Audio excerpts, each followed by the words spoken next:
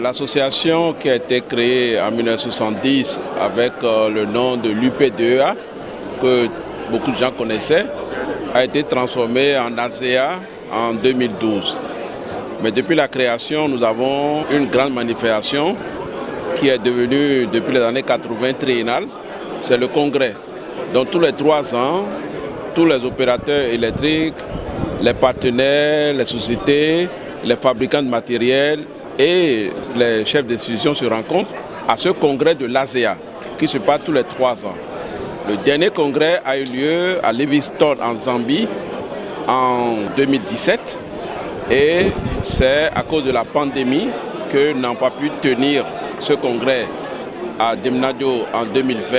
On l'a reporté à cette année en juillet 2022. Le prix de l'électricité varie d'un pays à l'autre. Il y a beaucoup de pays où le prix est inférieur à son coût de revient. Mais l'électricité est une denrée importante, primordiale, et donc le service public est transféré aux sociétés d'électricité. Ça veut dire que c'est un intrant dans toute la vie économique.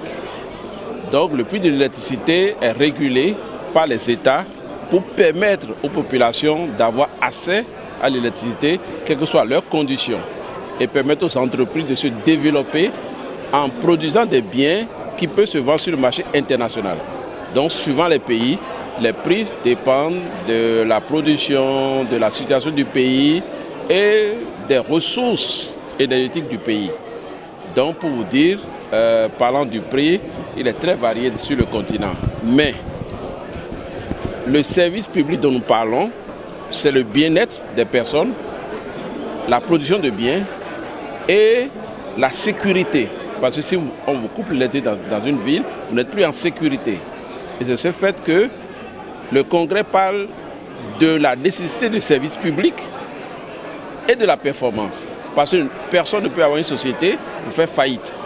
Donc de la même manière que nous avons l'obligation de rendre le service public, nous devons faire en sorte que les sociétés soient performantes. Donc voici une dualité. C'est tout comme si vous voulez garder une porte ouverte et fermée à la fois. Et c'est ce que représente le thème de ce congrès. Discuter sur comment assumer la responsabilité du service public et aussi être performant. L'énergie électrique est très variée, suivant les sources. Vous parlez de sources fossiles, vous parlez de sources renouvelables.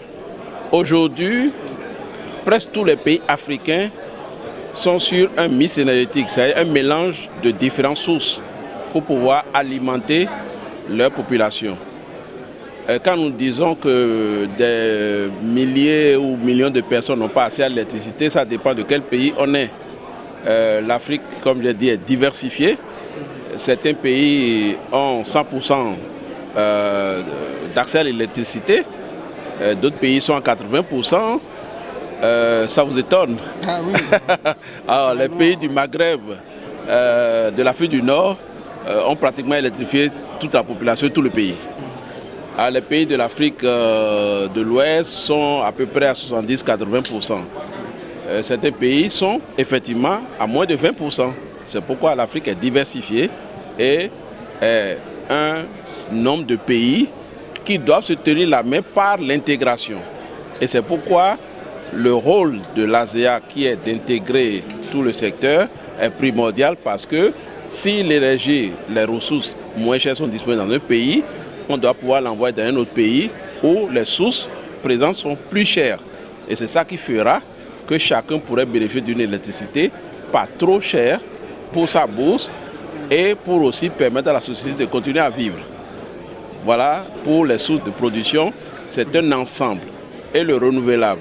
Vous savez qu'aujourd'hui au Sénégal, il y a du solaire, il y a de l'éolien, donc le vent, il y a de l'hydraulique, il y a du thermique.